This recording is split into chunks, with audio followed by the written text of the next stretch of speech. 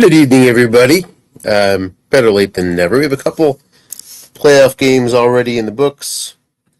Wanted to get this sort of playoff preview out ahead of time, but didn't work out that way. But we can spend a couple minutes looking at the matchups, talking about the field here. In both, we'll look at COI and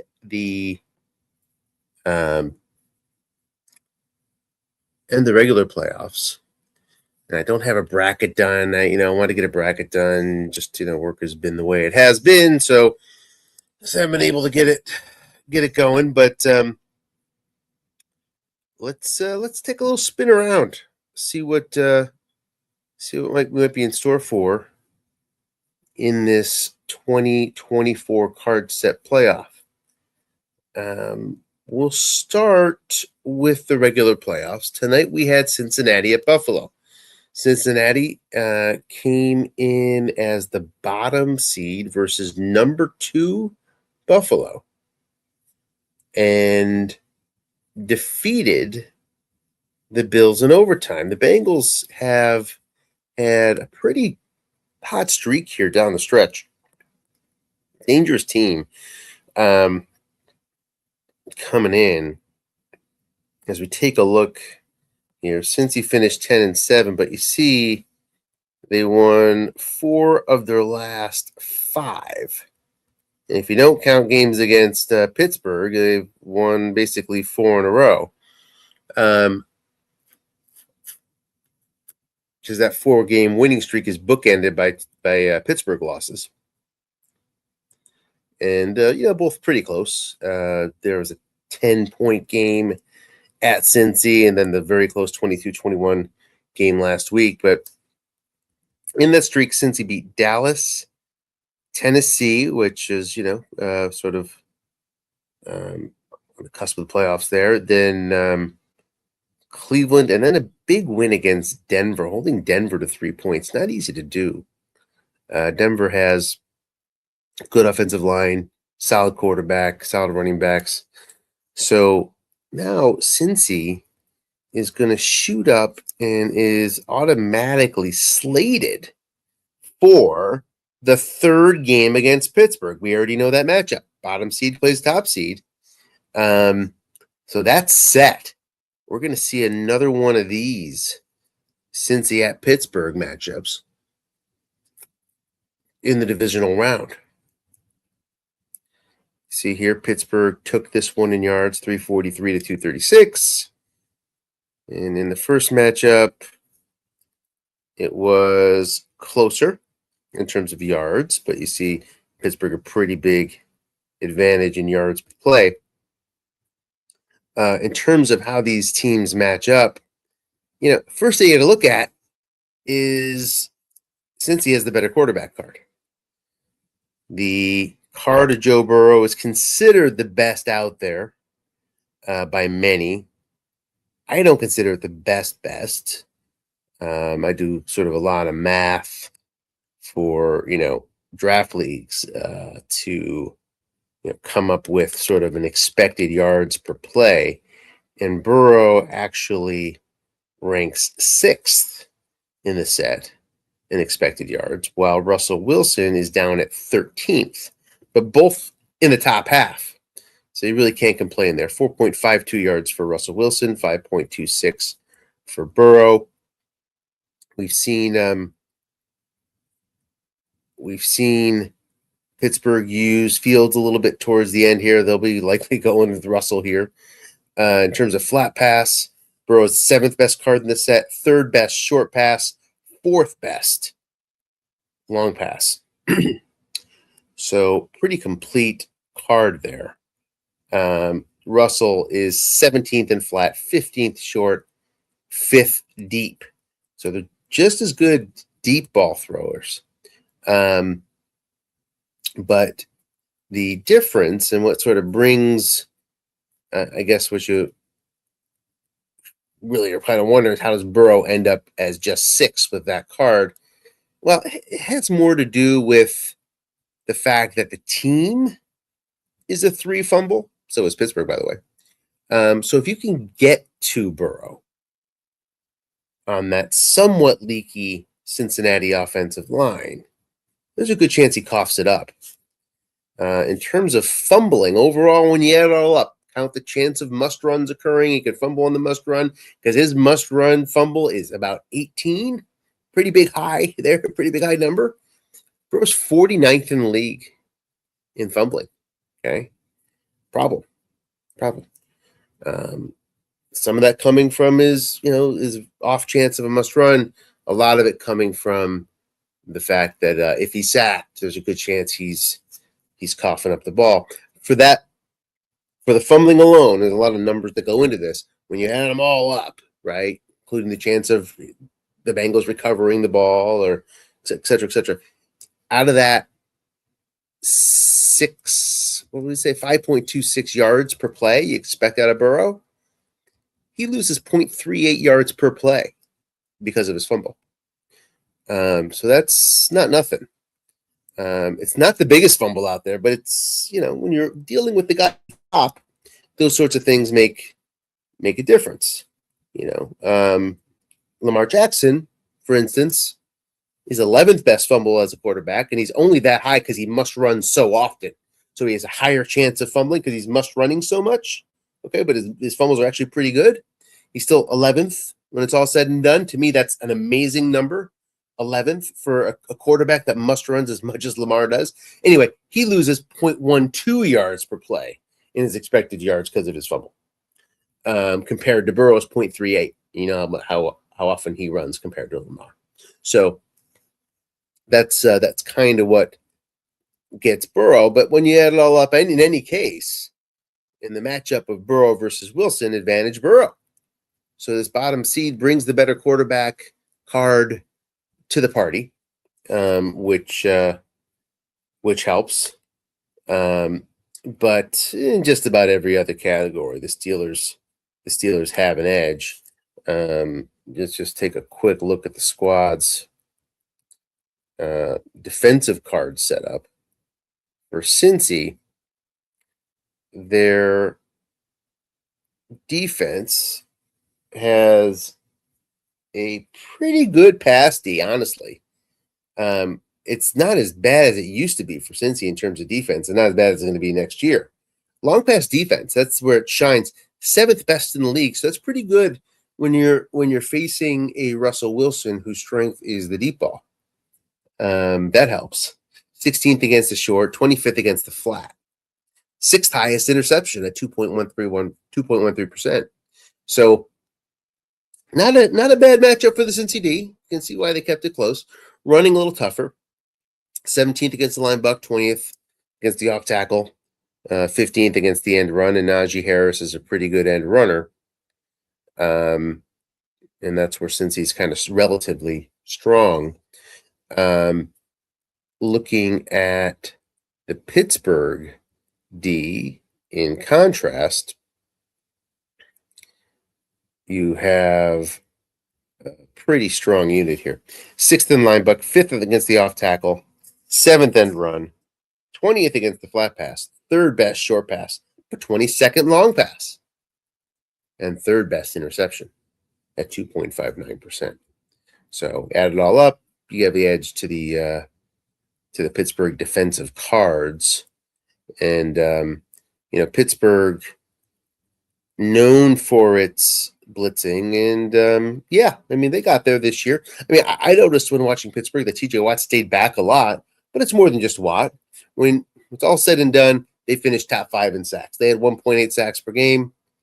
They were 4th in sack contests, which means Pete's going after the quarterback.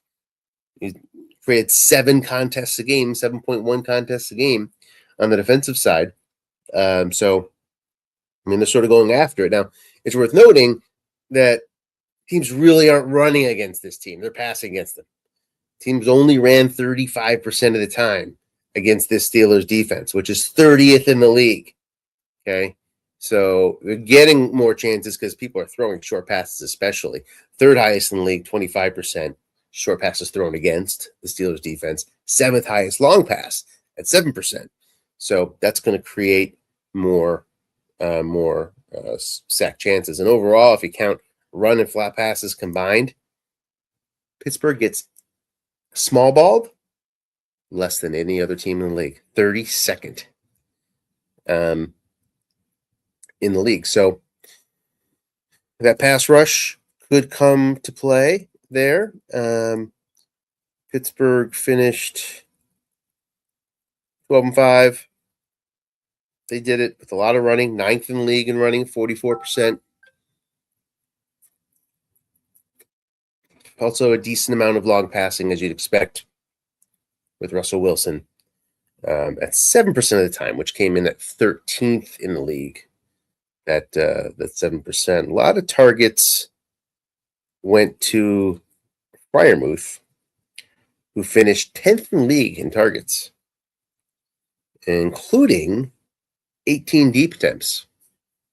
18 targets to Freiermuth deep, which is 42nd in the league overall for long pass targets, but still notable for somebody like Freiermuth. And Najee Harris saw a lot of targets too. Cincinnati did it with the short pass this year, 29% short passing, led the league. Nobody threw more short passes than the Cincinnati Bengals. And the usual suspects were the targets, as you'd expect. Jamar Chase finished 5th in targets, but overall, this team had 4 players in the top 35 of short pass targets in the league. So a lot of short pass targets. So looking forward to that one. Should be good. I would expect another close one. The Dice can do all sorts of things, but that should be a pretty interesting matchup. Looking elsewhere in the AFC, we have a matchup of this week of the Chargers. That's my team versus Kansas City. In the regular season, these teams split. Take a look here. Chargers lost, just got pummeled in the first game, 28-7. I think Herbert had a particularly rough day. 7 completions on 23 attempts for Herbert. So pretty difficult one for against this Chiefs defense, which is top notch. I mean, the Chiefs D led the league in points given up, points against. Nobody was better than KC. A very stingy D. Nobody was better in the average yards per play against than these Kansas City Chiefs. So it's a stingy D that's coached exceptionally well by our commissioner. The commissioner double teams only 14 times a game, but he leads the league in success at 16.5% of his double teams are successful. So that's a pretty astounding statistic. The Cards, I mean, they're good, but they're not great. Again, this team's getting coached up pretty well. 9th in linebucker, 9th in off tackle, 8th in end run. So that's good. Top 10 across the board and running. That's helpful. You can sort of lean on that. Flat passing, 11th. That helps too. Short pass, 18th. Long pass, 29. Long pass, 29. But it's no coincidence that Kansas City is 2nd in the league in men in zone long passing with 1.0 there when the ball's thrown out that way. The defense only gives up long pass, guessed wrong, 0.4 times per game. That's 3rd best in the league. So Coach Urban has made sure not to get caught with his pants down deep with this 29th ranked long pass defense, and it's worked out pretty well. Sacks. Kansas City not known for blitzing. The linebackers are not particularly strong, but still finished with 6.2 sack contests per game, good for 7th in the league, and 1.6 sacks per game, 8th in the league. So the pass rush, which has a good sort of upfront defensive line pass rush, actually created contests, and when they did, they got home. Chargers with Herbert are a short pass, long pass focused team, Team that finished 26th in the league in throwing in the flats, just 31% of the time, because of the strength of Herbert's short pass and long pass card. Number 1 long pass card in the league. I think number 3 in short pass. So it kind of plays into the hands of the Chiefs defense. Last game, which is a game that the Chargers won versus KC, 23-13. A lot of bounces went the Chargers' way in this one, but still had a good yardage advantage and yards per play advantage. But you see here, what did they do? 22, about, 35 passes to about 28 rushes. So a little more balanced for the Chargers. Probably trying to take advantage. I was probably trying to take advantage of the fact that nobody calls run less than Coach Irvin does, leaning on those good run D cards, protecting those pass D cards of Kansas City. So we saw a bit more running. You see Dobbins broke one there for 30 on one occasion. I think that was on the defensive card, off tackle 2, something like that. I think that's what it was. Not sure. That being said, Coach Irvin has called run more. If you look at the trend line of where he's ranked or what he's been calling and run, it's been trending upwards. So Chiefs have been calling run a bit more as the season has gone on. And we'll see where the trends collide when the teams meet later in the week. The game is not scheduled yet. The interesting thing here is that that these other 2 winners of these 2 games will face each other. So it's the winner of the Chiefs versus the Chargers, and then the winner of the AFC South victor Houston Texans, who are hosting just a top, great carded team, I think, out of Denver. Just a nice and well-rounded squad for Denver. I don't know the Houston team that well. So let's take a quick peek here at the notebook from Houston. See a 1 fumble rating. The defense has a great reputation. How was it last year? Pretty darn good. Pretty good interceptions on there, that's for sure. Running, you're not giving up huge chunks. You can move the chains if there's nobody in zone, but you're not giving up short gains anywhere. So that's not bad. Let's go into a little more detail on these Texans. They finished. There they are. Houston finished 7-10. 29th in scoring at 20.5 points per game. 17th in points against at 25.1. They threw short pass and long pass, both the top 11 in both those categories. So a lot of short and long. 16th in flat passing, 25th in running. So relying on Stroud throwing to his guys. The offensive line typically did not cooperate, though. Leaky offensive line, 28th in the league in sack contests losses. They lost 33% of the time. And had a lot of contests against us because they were throwing short and long as much as they were. Joe Mixon led the league in flat pass targets with 140.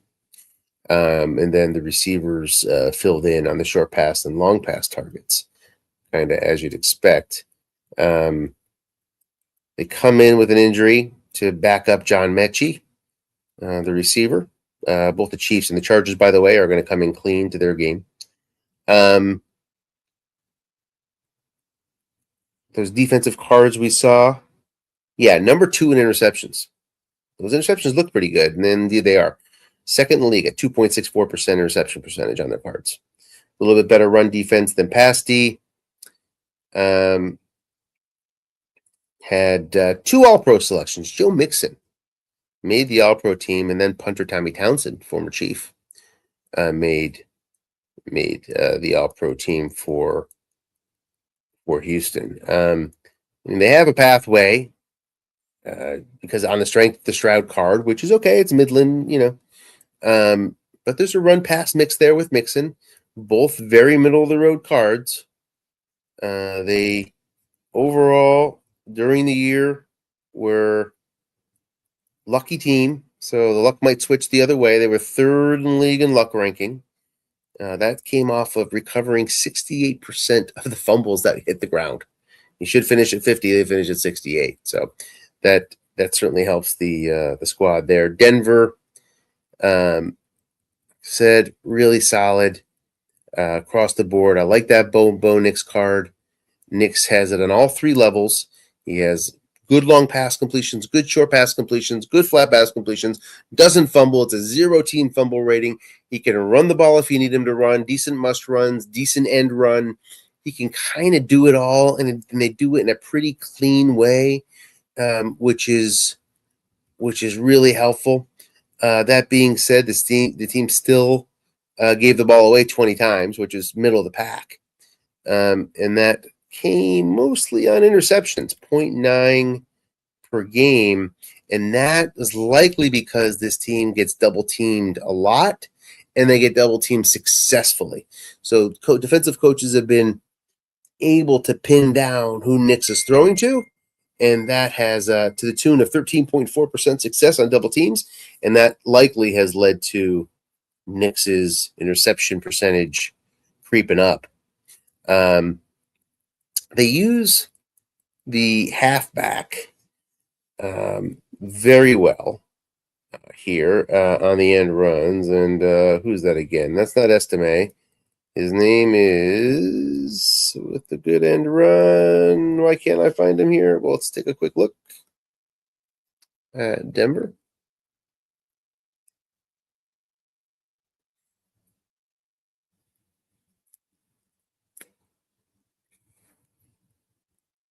Jaleel McLaughlin. There he is. Those short gains. Meters the carries well, does David.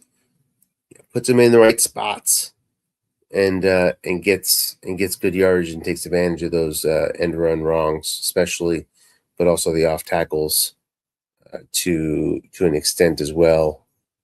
For McLaughlin, he can run in both areas there. So Denver, the favorite here. Houston certainly has a path. Chiefs game, got to give the edge to the Chiefs on the back of the defense, but the offense is so sort of mundane that if they don't get some rolls, the Chiefs can certainly hang around, and it could easily be a one-possession game at the end that could go either way. That's how we can view the AFC. Over in the NFC, tomorrow night we have the Bears versus the Saints. These Saints have been just incredibly coached up by Coach Dan, finishing 13-4, astounding. If you take a look at the scoring comparison report, you'll see this team finished 5-12 in the regular season, 13-4 in this replay. So just beautifully done by Coach Dan, masterful. And interestingly, in this matchup, facing kind of a similar profile with the Bears. So Bears 11-6 in strat. What did they finish in the regular season last year in real life? 5-12. So two turnarounds. It's a really good matchup. Good. It's good that these two teams are matching up. Good for one of them to be able to advance. Let's just take a quick peek here at injuries for both sides coming into this one. We know we don't have any overuse for Chicago. They have couple injuries. Odunze's out and Jalen Johnson is out. So Jalen Johnson's a 6 cornerback. That's a big deal. And then Rome Odunze. So, interesting. Let's remember that. And then for New Orleans, we have, there we are, a couple injuries, but I don't think particularly important ones. Kyle Hergel, is that his name? And Uga Amade, who's a nickelback. So no 6 cornerbacks going down here. If you're wondering how New Orleans got it done, they got it done by throwing short and long. Okay, so that's been their modus operandi, short and long. Carr is good short and long, but they have a team fumble of 5. So protection is going to be a pretty big deal here. In terms of pass blocking, this is the 10th best pass blocking team in the league. So in terms of pure numbers, and they did pretty well, middle of the pack across the board. So performed a little bit worse than their ranking. 17th in sack win percentage. Again, 10th best line should be around there instead of 17th. 16th in sacks per game at 1.3. So, that's a threat. Can Chicago get to this quarterback? Because if they can get to him, this team likes to throw short and long, they'll cough it up. Let's take a quick look at Chicago's pass rush stats this year. Here we are. They finished pretty down the league. Just 1 sack a game, which was 26th. So, in 27th in sack contests, despite the fact that they got being thrown on long very often, 5th highest in the league at 7%. So, that's interesting. Speaking of a team that has trouble blocking, this is the 32nd best offensive line in the league. The pass rush itself, though, put everything else aside in terms of what happened so far, the pass rush along the defensive line is good. It's the 5th best pass rush, 28 pass rush points along that defensive line. You don't need to blitz to get some pressure against if you have the Bears and coming in and face these Saints who like to go short and long. Sit back and gets past, and you might if you get a sack, you might find yourself with a sack fumble. So we'll keep our eye on for that. Just a eye out for that. And just a quick look here at Chicago's offensive profile. They did not go short very often, just 18% of the time. Went deep, though, 7% of the time. Well, you might say, well, they like the short a lot more than long. No. That ratio is tighter. 18% short, 7% long. Those numbers are closer than most teams. Matter of fact, only 3 teams on a relative basis threw more long passes than short than the Bears. So a team that prefers to go deep. When they throw the ball, they go deep 12% of the time when they throw, which is 8th in the league. So that's something. Run the ball, 39%, 17th in the league. So kind of middle of the pack there. But like to find opportunities to go deep. Have they been successful catching teams? Not really. 12th in the league in long pass attempts that turned out to be guessed wrong. 0.9 per game. The other NFC matchup is Seattle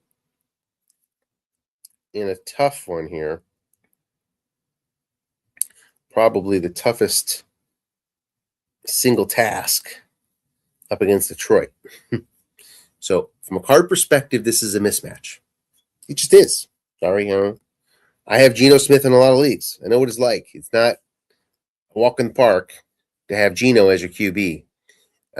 So to come in and face this behemoth of a Detroit squad is quite the task for one of the best coaches out there in Coach Crowley. So if anybody can do it, he can. He's going to have to slow down this Detroit offense. Nobody scored more, 32.6 points per game. They ran 47% of the time, which was number 1 in the league. Didn't go deep, though. Just 3% deep balls, 30th in the league. So if you know that going in, unless you see a switch from Coach Michael, if you know that going in, you can sort of creep that free safety up and try to take advantage of that, and look for a sort of a man up advantage defensively. That would be in the cards for Seattle. Looking at such a sharp tendency, they're also 28th in flat pass. So what does it tell you? They're either running or throwing short for the most part. That's true. Let's see here. Oh, right around 70%, 70-some% of the time. It's run or go short. You might say, well, hey, that's only 70%. There's still 30% that they could do other things. That's true. But still, knowing that gives you the ability to perhaps take a little more chances if you are Seattle. But Detroit is not just about its offense. It has incredibly rated defensive backs. One of the best in the league, actually tied for the highest in the league in terms of defensive back ratings. They have a 5 left cornerback, a 4 right cornerback. You might think, well, that's the weak spot because the strong safety is a 6 and the free safety is a 6. So 6-6-5-4 go the defensive backs for the Detroit Lions. Also a strong linebacking crew. A couple zeros in there, but good run ratings as well. A couple 5s in terms of the pass. A decent enough defensive line. So it's a pretty strong team all the way around. In terms of defensive cards, however, it's the worst long pass card in the set. And if anybody likes to go long, it's Coach Dennis, but he's not really doing it with a loaded weapon because Geno is not a good long pass quarterback. He's outside the top 30 of quarterbacks going deep. So going to have to sort of rely on getting to the defensive card and getting into some sort of advantageous situations because Geno can throw some picks. He can't just miss. He can do harm if you're going deep with him too often. The Seattle team, it's worth looking at where their defense falls in against this short passing offense of Detroit. 21st short pass card, 9th best interceptions. The run cards are pretty decent. 12th, 10th, and 13th across the board. Long line buck, off tackle, and run. The guess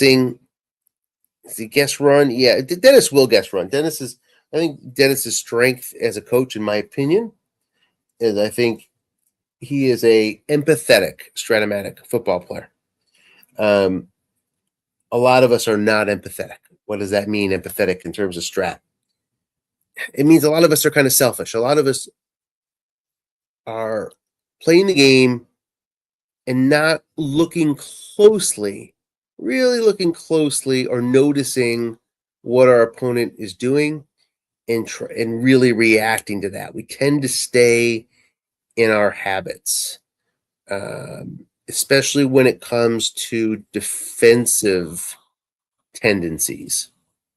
So I find that Dennis is quite good in switching up his defensive tendencies. I mean, he's got them. He's got tendencies. I mean, he's, number 1 in short pass men in zone. He's 29th in long pass and, men in zone. So you can sort of know that. And that's as much a function of the team that he has as it is him reacting to the offensive coach. But I think he won't be afraid to call run against this squad.